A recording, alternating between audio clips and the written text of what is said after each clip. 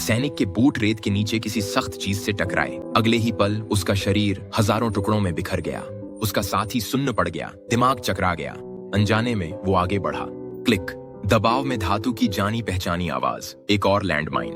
धत तेरे की, धमाके से उसके कान अभी भी बज रहे थे। दुनिया धुंधली और दूर लग रही थी। जब उसे सुनाई देने लगा, उसने अपने दोस्त के बचे शरीर को देखा और तब तक चीखता रहा जब तक उसका गला नहीं छिल गया। लेकिन ये शोक का समय नहीं था। उसने खुद को ध्यान लगाने पर मजबूर किया। सावधानी से वो एक घुटने पर बैठा और अपना कॉम्बैट नाइफ निकालकर अपने बूट के नीचे की रेत को टटोलने लगा। ब्लेड धातु से टकराया। पक्का एक माइन थी।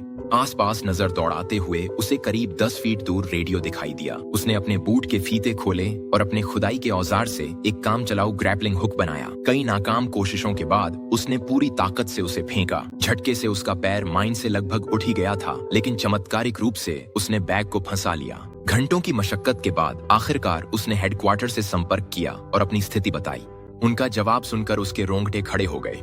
लगातार रेतीले तूफानों की वजह से कोई भी हेलीकॉप्टर रेगिस्तान में नहीं आ सकता। जमीनी बचाव में 52 घंटे लगेंगे। उसने अपनी घड़ी में टाइमर सेट किया। 113 डिग्री की गर्मी में 52 घंटे। बचने की उम्मीद कम थी। जब भूख असहनीय हो गई तो उसने बीफ जर्की का अपना आखिरी टुकड़ा खाया और अपनी कैंटीन के सूखने से पहले उससे 2 घूंट पानी पिया। फिर एक हवा का झोंका आया। उसने सिर घुमाया और उसका दिल बैठ गया। एक विशाल रेतीला तूफान उसकी ओर बढ़ रहा था। उसने जल्दी से वजन के लिए अपना बैग कंधे पर डाला और सहारे के लिए अपनी राइफल जमीन में गाड़ दी। किसी चमत्कार से वो उस हमले से बच गया। हांफते हुए इस बात का शुक्रगुजार था कि वो माइन से उड़ा नहीं। हवा उसके दोस्त के शरीर को घसीटकर उसके पैरों के पास ले आई थी। तभी उसने देखा कि रेडियो गायब था। उसने उसे 30 फीट दूर देखा, जिसे तूफान उड़ा ले गया था।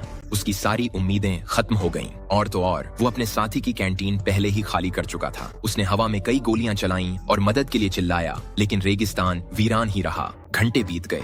धूप ने उसके चेहरे पर छाले डाल दिए जब तक कि चमड़ी परतों में उखड़ने नहीं लगी। हताश होकर उसने अपना ही पेशाब पीने की कोशिश की, लेकिन तीखी गंध से उसे उबकाई आ गई। फिर उसने उसे देखा, एक छोटी लड़की अजीब लड़खड़ाते कदमों से आ रही थी, जिसके हाथ में पानी की बोतल थी। उसने उसे छीना और लालच से पीने लगा। उसने उसे धन्यवाद देने की कोशिश की, लेकिन वो समझ नहीं पाई। उसने एक खिलौना सैनिक निकाला और उसने उसे दिखाने के लिए अपनी जेब से एक निकाला। उसने खिलौनों को जमीन पर रखा और एक को आगे धकेलना शुरू कर दिया। वो समझ नहीं पा रहा था कि वो उसे क्या बताने की कोशिश कर रही है। उसने घबराकर रेडियो की ओर इशारा किया, मदद की भीख मांगते हुए, लेकिन वो मुड़ी और भाग गई। रेगिस्तान की धुंध में गायब हो गई।